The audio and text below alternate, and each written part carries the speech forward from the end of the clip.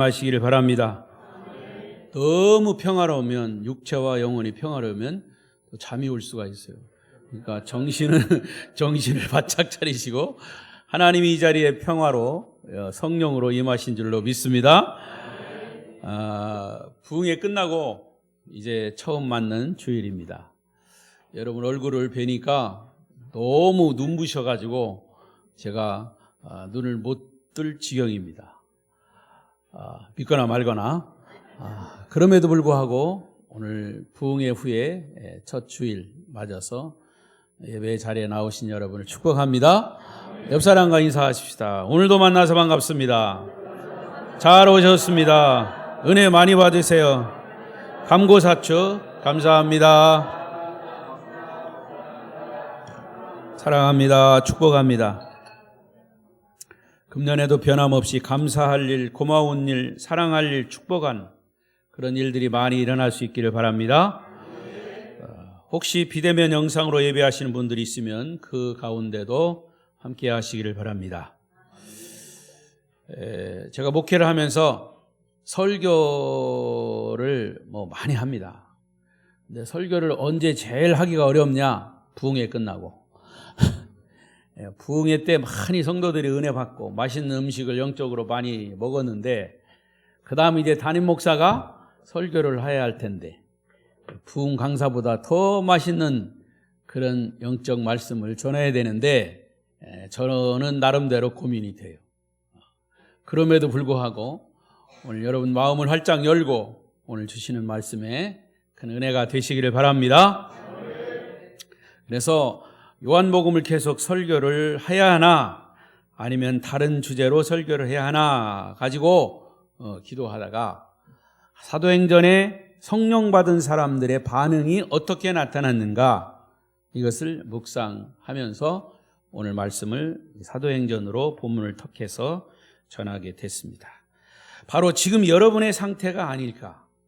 그래서 말씀에 근거한 정리가 필요하다 이렇게 생각을 해서 오늘 말씀을 준비했습니다. 사도 베드로는 오순절 성령 강림 후에 마가의 다락방에 120문도가 모여서 예수님 승천하신 후에 성령을 기다리라, 예루살렘을 떠나지 말고 너희가 성령을 기다려라 했을 때 많은 500여 성도가 있었지만 예수님 승천하실 때는 500여 성도가 예수님 승천을 보았다고 그랬는데 예수님 승천하시면서 너희는 예루살렘을 떠나지 말고 성령이 오기를 기다려라. 그때 남은 성도가 마가의 다락방에 120문도, 120여 명이 남았습니다. 그때 성령이 오순절날 성령이 강림합니다. 이 사건이 마가의 다락방 성령 강림 사건입니다. 거기에 사도 베드로를 비롯해서 12 제자들과 120여 명의 성도들이 같이 있었을 때 성령이 임했습니다. 엄청난 사건이 일어났어요. 그게 사도행전 2장 앞부분입니다. 자, 이렇게 성령 강림 후에 그 자리에서 베드로가 벌떡 일어나서 설교를 합니다. 베드로의 설교는 구약에서부터 신약에 이르기까지 이 핵심적인 메시지를 쫙 성령의 역사하심을 따라 베드로에게 성령이 임한 상태에서 설교를 합니다. 그때 거기에 예루살렘에 모였던 수많은 사람들과 유대인들 그리고 때로는 성령 강림을 조롱하는 사람들에게 베드로가 설교한 것이 오늘 본문의 말씀이에요. 세 가지를 메시지를 선포했습니다. 첫 번째는 오순절의 성령 강림 이 사건은 너희들이 조롱하듯이 우연히 일어난 사건이 아니라 아침부터 술 취한 사람들처럼 소리를 지르는 그런 사건이 아니고 인위적으로 조작된 사건도 아니다. 이 성령 강림 사건은 하나님께서 구약시대의 요엘 선지자 등 많은 선지자들을 통해서 예언하신 사건이 지금 우리에게 성취된 것이다. 이루어진 것이다. 라고 베드로가 선포합니다. 하나님의 초자연적인 사건이다. 그리고 두 번째, 성령 강림 사건은 단순한 어떤 외적인 현상, 기적, 방언, 신비한 은사가 주어진 사건만을 의미하는 것이 아니라 하나님이 구약의 선지자를 통해서 예언하신 인류의 구원자 메시아 예수 그리스도에 나타나신 사건이다. 예수님은 승천하셨습니다. 육신을 지니신 예수님 승천하셨어요. 그런데 승천하시면서 내가 너희에게 성령을 보내겠다라고 약속하셨습니다. 그러니까 성령 강림 사건은 Holy Spirit, 거룩한 하나님의 영이 임재하는, 예수 그리스도가 하나님이 성령으로 임재하신 사건이다 라고 베드로가 선포한 겁니다. 그리고 세 번째 메시지는 그 예수 그리스도는 십자가에 못 박혀 죽었다가 바로 우리를 위해서, 인류를 위해서 죽었다가 3일 만에 부활하신 분이시며 지상에 40일 동안 계시다가 승천하신 후에 성령으로 임하신 분이다 라고 분명한 메시지를 선포한 겁니다. 이게 베드로가 설교한 메시지의 요지예요. 자, 이렇게 막힘없이 베드로를 통해서 성령께서 설교하신 거죠. 성령께서 설교하시는 순간 그 말씀을 듣고 있던 사람들은 엄청난 충격을 받습니다. 이번 부흥회 때 엄청난 충격을 받은 분들도 아마 있을 겁니다. 그렇게 충격을 받았어요. 성령의 놀라운 능력에 감동을 받은 것이지요.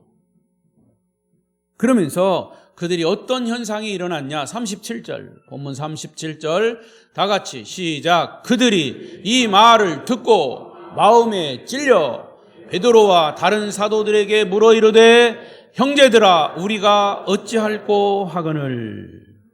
이 말씀을 보면 베드로 사도의 설교를 들은 사람들, 다른 말로 말하면 성령 받은 사람들은 두 가지 반응을 합니다. 첫 번째 반응은 마음에 찔려.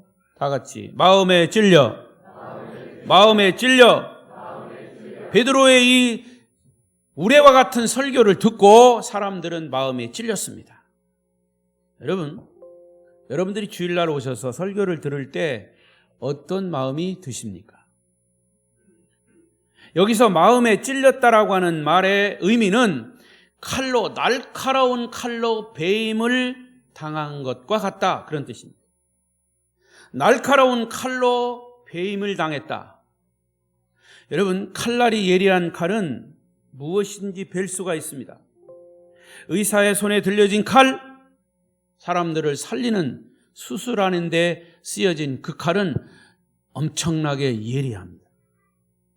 부엌에서 음식을 만드는 주방장에게 들려진 칼, 음식이 잘 썰어지기 위해서 하다못해 이 두꺼운 이 뼈마디 같은 것도 내리치려면 예리해야 합니다. 이와 같이 하나님의 말씀은 예리한 칼날과도 같다 그랬어요. 자, 보겠습니다. 히브리서 4장 12절 13절 큰 소리로 읽습니다. 시작. 하나님의 말씀은 살아있고 활력이 있어 혼과 영과 및 관절과 골수를 찔러 쪼개기까지 하며 또 마음 생각과 뜻을 판단하나니 지으신 것이 하나도 그 앞에 나타나지 않음이 없고 우리의 결산을 받으실 이의 눈앞에 만물이 벌거벗은 것 같이 드러나느니라. 할렐루야. 하나님의 말씀은 살아있습니다. 그리고 활력, 힘이 있습니다. 그래서 좌우에 날선 어떤 검보다 예리합니다. 이것이 스피리추얼 파워입니다. 성령의 능력입니다. 그래서 말씀을 들을 때 면도칼보다 예리한 칼이 우리의 영혼과 우리의 관절과 우리의 골수가 뭡니까? 뼛속까지 찌르고 쪼갠다 그랬어요. 그뿐입니까? 우리의 마음과 생각과 뜻까지도 그 말씀이 우리를 판단한다는 얘기죠. 이것이 하나님의 말씀이에요. 여러분, 성령이 임하고 말씀이 임하면 내 영혼을 막 뒤흔들어 놓습니다. 정신을 차릴 수가 없습니다. 내 영혼이 병들었거나 내 영혼이 잠잘 때 하나님의 말씀이, 살아있는 말씀이 들어갈 때, 성령이 임할 때 첫 번째 나타난 반응은 마음의 가책입니다.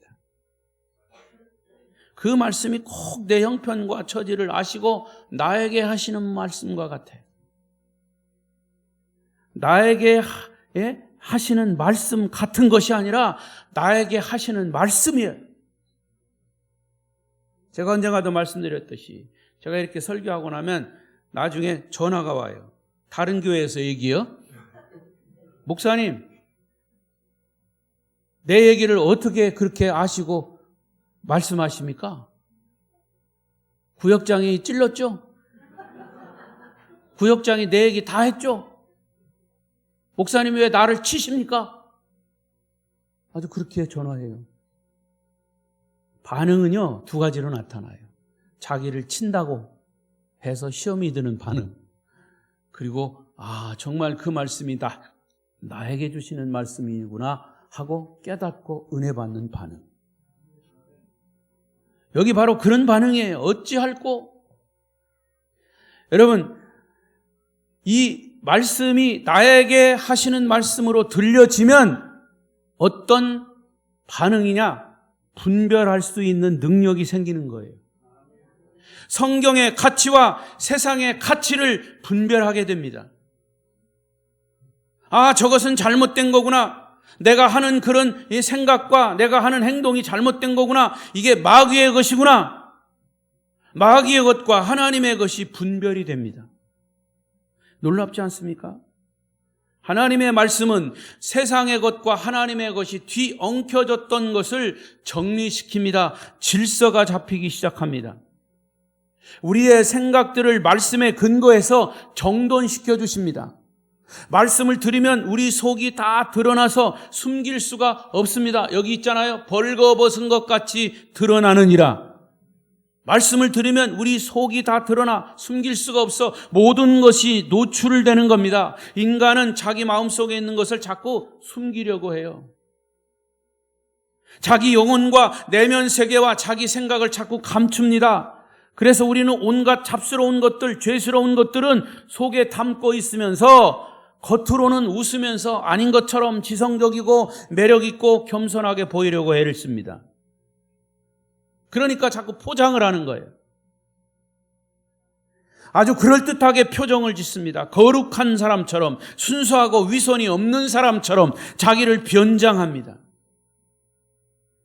그러나 여러분 기억하십시오. 말씀 앞에서는 그러한 가식이 숨겨지지 않습니다. 숨길 수가 없습니다. 성령의 능력 앞에서는 그것을 숨기지 못합니다. 거기 히브리서 4장 12절 13절 뒤에 보니까 또 마음의 생각과 뜻을 판단하나니, 누가 판단해요? 말씀이 판단하는 거예요. 저는 성경에 이렇게 써놨어요. 내가 말씀을 판단하지 말고 그 말씀이 나를 판단케 하옵소서. 시작.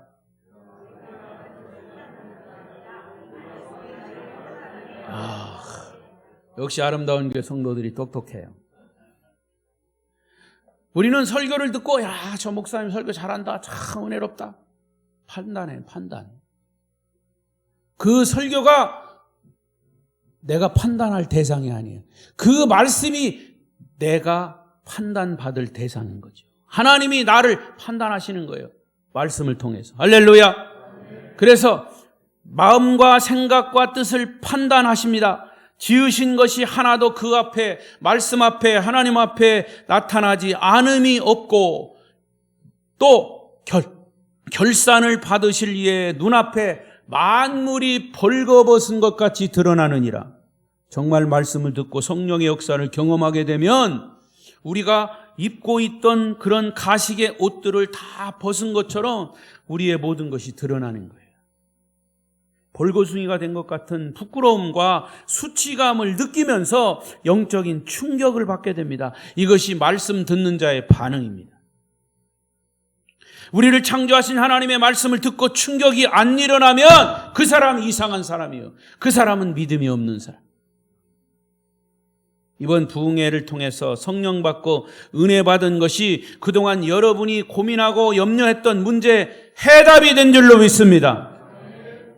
부끄러운 부분이 드러났더라도 사람들에게 잠시 부끄러운 게 낫지, 훗날 하나님 앞에서 심판받고 회개하지 않으면 그것 때문에 영원히 지옥 형벌을 받게 된다는 사실을 우리가 알아야 합니다. 그러면 베드로 사도의 설교를 들은 사람들이 왜 마음이 찔렸을까? 첫째는 성령을 모독하고 슬프게 하고 성령을 거슬렀기 때문에 마음이 찔린 거예요. 베드로 사도가 이 설교를 하게 된 동기는 성령 강림 사건이 일어났을 때 그 사건을 보고 조롱하고 비웃는 사람들이 거기 있었습니다. 그래서 그들에게 설교로 답변을 한 거예요. 성령 강림 사건은 이런 거다. 어떤 분들은 이런 고백을 합니다. 목사님, 제가 하나님 믿기 전에는 하나님을 거부하고 하나님 모독하고 막 빈정거리고 했습니다. 나중에 하나님 믿고 나니까 내가 그렇게 성령을 모독하고 하나님을 모독했던 순간들이 막 떠올라지면서 얼마나 마음이 찔렸는지 모릅니다. 그래서 내가 눈물로 회개했습니다. 그런 사람 많아요. 본문에 나오는 이 사람들은 성령의 역사를 술 취한 것으로 조롱했습니다. 사실은 겉으로 보기에는 비슷해요. 성령에 취한 사람과 술 취한 사람과. 에베소서에도 그래서 술 취하지 말라 이는 방탕한 것이니 너희가 성령의 충만을 받으라. 할렐루야. 그런데 베드로의 설교를 듣고 마음이 찔리기 시작했습니다. 성령의 음성을 듣게 되었을 때 회개가 터져 나온 겁니다. 여러분도 말씀을 들을 때 어떤 감동이나 찔림이 올 때 의심하지 말고 반응하십시오. 하나님이 여러분을 사랑하는 증거입니다. 아멘. 이번에 그 증거들이 다 나타났을 거예요. 그러나 그것을 의심하거나 그렇게 하면 의심의 영이 들어와 버리면 성령도 인격이기 때문에 자꾸 마음을 차단하고 의심하면 성령께서 안 들어오셔요. 역사하시지 않습니다. 또 하나 그들의 마음이 찔린 이유는 뭐냐? 예수 그리스도의 십자가 때문입니다. 그들은 그동안 예수를 자기들이 죽였다고 생각하지 않았어요. 빌라도가 사형 언도를 내려서 죽었죠. 로마 병정들이 그것을 죽였다고 생각했죠.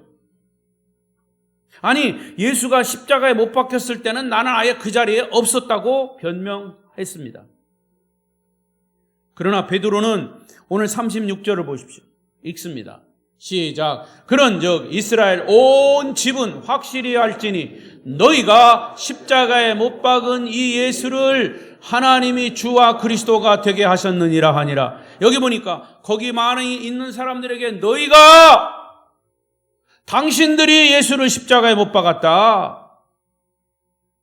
예수를 십자가에 못 박아 죽였다고 그렇게 지적하니까 그들이 얼마나 놀랐겠습니까? 여러분, 오늘 21세기를 사는 우리 그리스도인들에게 이런 성령의 음성이 들린다면 여러분은 어떤 기분이 드실까요? 예수를 십자가에 못 박아 죽인 것은 바로 당신이야! 라고 말한다면 우리 얼마나 충격입니까? 너는 입으로 찬양하고 몸과 마음과 물질로 봉사하고 주님을 위한다고 하지만 너 자신을 나타내기 위해서 한 거 아니냐? 결정적인 순간에는 너는 예수를 모른다고 부인하지 않았냐? 네가 예수를 믿는다고 하면서 정말 주님께 영광을 돌렸느냐? 영광은 다 네가 가로채지 않았느냐? 그렇다면 네가 바로 예수를 십자가에 못 박은 사람이야! 라고 성령께서 말씀하신다면 얼마나 충격입니까? 사람들은 모두가 다 자기가 안 한 것처럼 말합니다. 나는 예수님이 십자가에 달리시는 현장에도 없었던 사람이라는 이유를 대면서 나는 아니라고 말합니다. 그러나 성령은 우리에게 말씀하십니다. 네가 예수를 십자가에 못 박은 장본인이야. 너 때문에 예수님이 십자가에 죽었어. 네 죄 때문에 죽었어. 라고 말씀하신다면 여러분은 어떻게 받아들이십니까? 그 소리를 듣는 사람은 마음이 찔릴 수밖에 없어요. 여러분, 솔직히 저도 고백하지만 한때는 목회하면서 성령께서 그렇게 역사하셨고 성령께서 그렇게 보여주셨고 성령께서 그렇게 인도하셨는데도 성령의 역사를 제한하면서 매사를 소극적으로 생각했던 적이 있습니다. 제 얘기입니다. 하나님 믿고 예수 믿고 구원받아 축복받으면 됐지 성령의 역사가 무슨 필요하냐? 라고 말하면서 성령을 내 마음대로 제한할 때가 있었습니다. 그러나 성령은 제게 책망하셨습니다. 네가 하나님이냐? 네가 왜 성령을 마음대로 제한하느냐? 질책하셨어요. 그래서 그 부분에 대해서 저는 철저하게 회개했습니다. 여러분 기억하십시오. 하나님을 믿지 않는 것이 문제가 아니라 하나님을 믿긴 믿되 하나님을 내가 내 스스로 내 지식으로 내 경험으로 하나님을 제한하는 것이 더 큰 문제예요. 성령을 우리의 생각대로 제한하지 마십시오. 성령을 내 마음대로 판단하고 성령을 내가 조종하듯이 얘기하지 마십시오. 그리고 내가 결론을 내리면 안 돼요. 그런 식으로 하나님을 제한한다면 하나님이요 참고 또 참으셔요. 여러분이 조는 거 내가 참고 있어 지금. 참고 참으시다가 언젠가는 책망하십니다. 하나님을 제한한 그 죄를 언젠가는 다스리셔요. 무섭습니다. 여러분 햇빛이 저기 떠 있어요. 근데 구름이 껴가지고 며칠 동안 일주일 동안 구름에 햇빛이 가려 있어요. 그렇다고 햇빛이 없어진 겁니까? 가리고 있다가 비 오고 눈 오고 막 이렇게 하다가 언젠가는 그 구름과 비가 다 거치고 밝은 해가 떠 있어요. 해는 거기에 있었던 거죠. 하나님은 거기에 계셨던 겁니다. 내 마음이 구름 끼고 비 오고 눈 오고 했던 거죠. 사실은요, 우리는 이미 나 자신도 모르는 사이에 세상의 방식, 세상의 가치관에 세뇌되어 있습니다. 주일날 하루 1시간 예배 보고 말씀 듣고 찬양하고 할렐루야 하다가 다시 일주일 동안 세상에 나가면 온갖 사람들의 믿지 않는 사람들, 믿지 않는 그런 사건들 속에서 우리가 파묻혀 살다 보면 그 사회의 가치관 속에 내가 세뇌되어 있습니다. 파묻혀 있습니다. 그래서 우리는 성령님을 제한하는 죄를 짓고 있는 거죠. 성령을 부인하지는 않지만 성령의 역사를 믿지도 않고 성령을 기쁘게 하시지도 않습니다. 또 어떤 사람들은 성령의 역사가 내 눈앞에서 일어나고 있는데 그것을 신비주의로 취급하고 미신 정도로 그냥 구경만 하고 있습니다. 이것은 하나님을 기만하는 행위입니다. 성경에 사도행전 18장 24절로 28절에 보면 아볼로라고 하는 사람이 나와요. 이 아볼로는 아주 성경에 능통한 사람이에요. 일찍부터 하나님의 도를 배워서 열심히 예수에 관한 것을 자세히 사람들에게 가르치고 또 가르쳤는데 그의 맹점이 뭐냐? 요한의 사도 세례 요한의 물세례만 알았어요. 성경에 능통했던 아볼로도 성령에 대해서는 모르고 있었어요. 그때 사도 바울은 에베소에 있는 사람들에게 예수를 믿을 때 너희가 성령을 받았느냐? 라고 질문을 합니다. 그들은 대답하기를 우리는 성령이 계심도 모르고 듣지도 못했다. 저는 여러분에게 이 말씀과 똑같은 질문을 드리고 싶습니다. 여러분은 이번 부흥회에 성령을 받으셨습니까? 성령을 체험했습니까? 왜 대답 안 해요? 예를 들어서 결혼을 한 사람에게 누군가가 묻습니다. 당신 결혼했습니까? 이렇게 묻는다면 여러분 어떻게 대답해요? 결혼했다고 얘기하는 거예요. 그 사람이 대학을 다녔거나 안 다녔거나 돈이 있거나 없거나 상관없어요. 결혼을 한 사람이면 예, 나는 결혼을 했습니다. 라고 대답할 겁니다. 아주 간단합니다. 성령 세례나 구원의 문제도 마찬가지예요. 구원받은 사람들은 자기가 구원을 받았는지 성령을 받았는지 갈등하지 않아요. 비록 자기가 도덕적으로 윤리적으로 완전하지 못해도 자기가 하나님의 자녀가 된 것에 대해서는 분명하게 대답할 수 있어야 합니다. 사람들은 일반적으로 죄를 안 지으면 구원받은 것 같고 며칠 죄를 지으면 구원이 사라진 것 같은 느낌 속에서 삽니다. 그것은 구원을 받은 게 아니라 느낌을 받은 거예요. 우리는 우리의 감정을 믿기 때문입니다. 성령을 받는 것도 마찬가지예요. 예수 그리스도를 믿을 때 예수를 영접하지 않습니까? 예수를 영접한다는 것은 삼위일체 하나님을 모셔드리는 겁니다.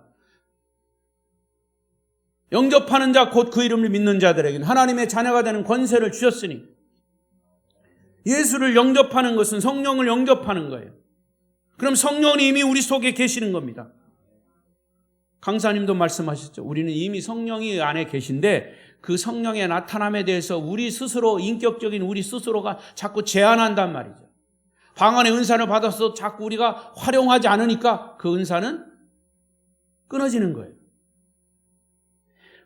그 사람이 인격이나 수양이나 성숙한 것과는 상관없는 거예요. 하나님과 나와의 문제예요. 예수 그리스도 십자가 사건이 내 개인적으로 확신이 되는가 아닌가의 문제예요. 왜냐? 십자가 사건에 대해서 내게 확신을 갖게 하시는 분은 성령이기 때문에. 아멘. 그래서 베드로 사도는 설교를 듣고 있던 사람들에게 강력하게 도전합니다. 예수를 십자가에 못 박아 죽인 것은 바로 당신입니다. 그렇게 외칠 때 그들은 두 번째 반응을 보입니다. 두 번째 반응이 어찌할꼬입니다. 어찌할꼬.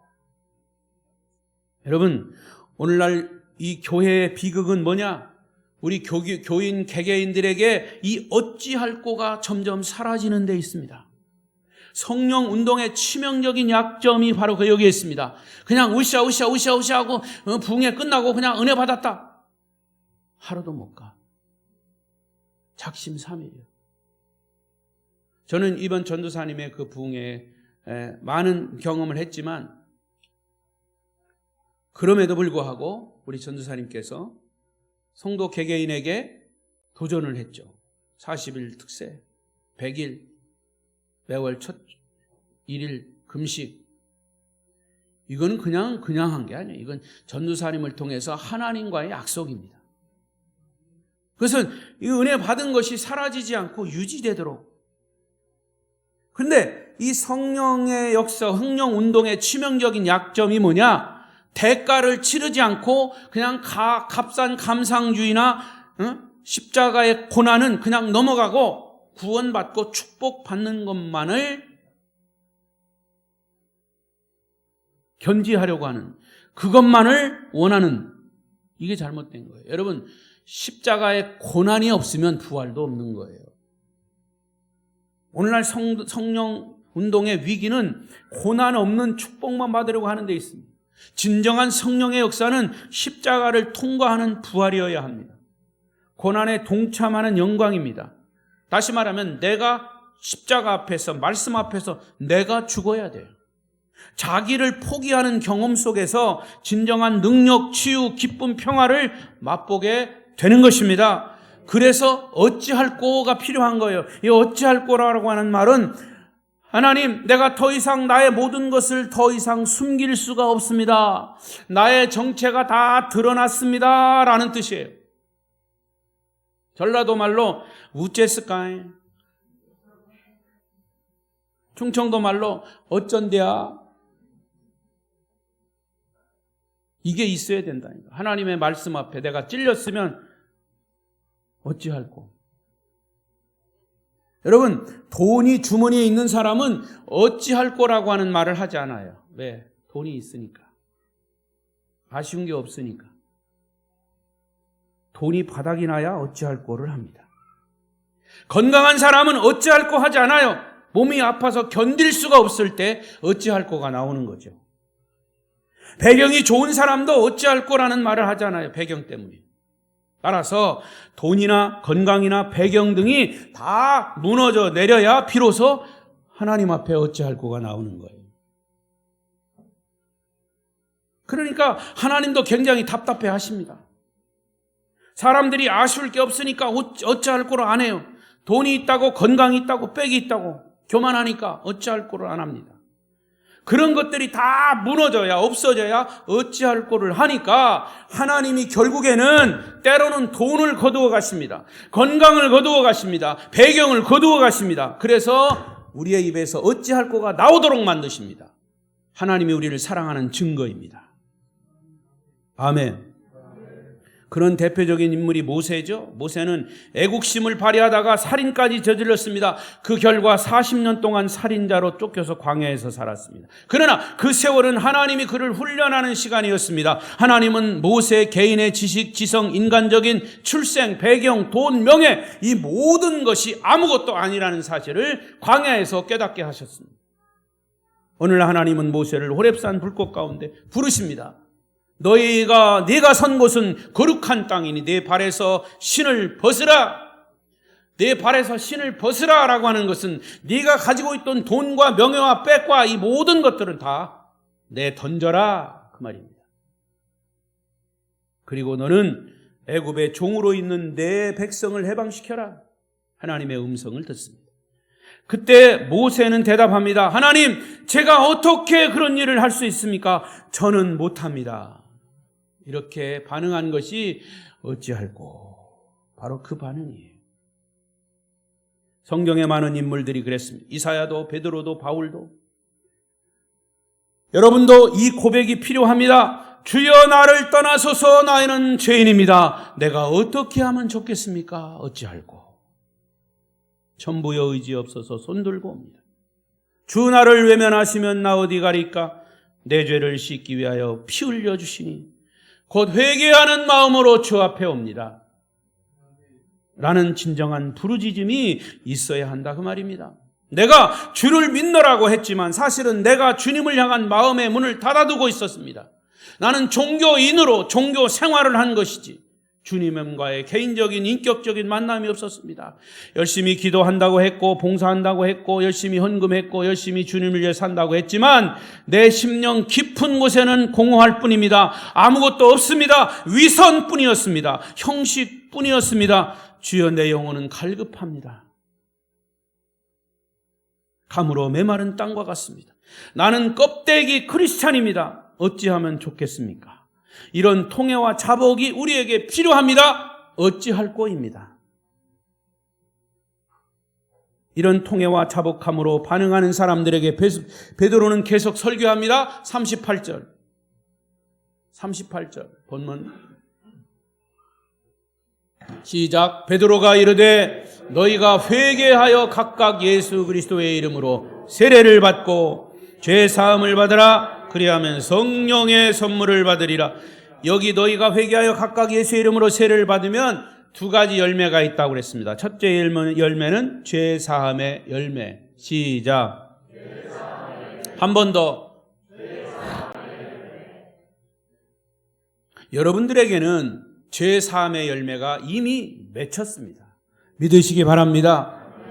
마귀가 여러분에게 어느 날 찾아와서 내 이름이 무엇이냐 이렇게 물으면 내 이름은 죄 사함이다 이렇게 대답하면 마귀는 떠나가는 거예요. 다시 얘기합니다. 마귀가 어느 날 내가 교인인 것을 와서 의심해요. 친구가 의심할 수도 있고 막 비아냥거릴 수도 있고. 그럴 때 여러분은 그런 유혹이 올 때 나는 예수의 이름으로 죄 용서받은 사람이야. 내 이름은 죄 사함이야 라고 하면 마귀는 떠나가는 거예요. 할렐루야. 목사고 장로고 권사고 아름다운 교회 다니고 어느 대학 나왔고 내 직업이 뭐고 나는 누구의 아들 등등 이런 것을 말하면 마귀는 웃어요. 우리를 깔봐요. 그러나 내 이름은 속죄함이라 라고 말하면 마귀는 주랭랑을 치는 거예요. 할렐루야. 이게 바로 영적 신비로움입니다.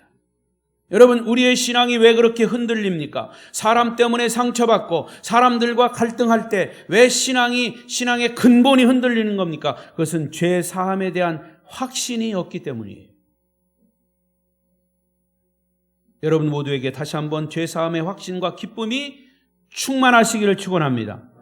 두 번째 열매는 성령 받은 열매. 이 말은 성령의 은사를 선물로 받았다는 뜻이죠. 여러분, 정말 예수 그리스도를 믿고 세례받고 그리스도와 함께 죽어 성령의 기름 부음을 받은 사람에게는 성령의 능력이 나타나는 거예요. 아까 말씀드렸던 성령은 이미 내 안에 계십니다. 그런데 그 성령을 우리가 그냥 묵혀둔 거지. 인정하지 않은 거, 때로는 의심하고. 이번 부흥회 때 그게 나타난 거예요. 겉으로 드러난 거예요. 아름다운 교회가 이런 성령의 능력이 강력하게 앞으로 더 나타나는 교회가 되기를 축복합니다. 사도행전의 모든 사건들이 아름다운 교회 성도들의 경험이 되시기를 바랍니다. 그런데 이 성령의 은사들은 누구에게 주신다고 그랬어요? 39절 시작. 이 약속은 너희와 너희 자녀와 모든 먼데 사람 곧 우리 하나님이 얼마든지 부르시는 자들에게 하신 것이라. 재밌습니다, 이 말씀. 지금 120문도를 비롯한 거기에 모인 유대인들에게 베드로가 설교하고 있잖아요. 이 성령의 강력한 역사하심이 누구에게 나타나느냐? 너희와 너희 자녀와 모든 먼 데 사람. 이스라엘에서 우리나라는 먼 데 사람입니다. 비행기 타고 12시간 가는 그 거리에. 그런데 그 먼 데 사람, 우리 하나님이 얼마든지 부르시는 자들에게 성령의 역사가 나타난다. 할렐루야. 얼마나 감사한 일입니까? 선택받은 이스라엘 백성들이나 주님 오실 때까지 신부로 준비하는 하나님의 백성, 주님의 백성들에게 이 약속과 축복을 주신 겁니다. 바로 이것이 가스펠, 굿 가스펠 복음입니다. 좋은 소식이에요. 어느 누가 전하든 기독교의 복음은 동일합니다. 내 죄를 회개하고 주 예수 그리스도의 이름으로 세례를 받으면 죄 사함을 받고 성령의 능력을 받아 능력 있는 그리스도인으로 그리스도의 제자로 살아가는 것. 복음입니다. 41절을 보십시오.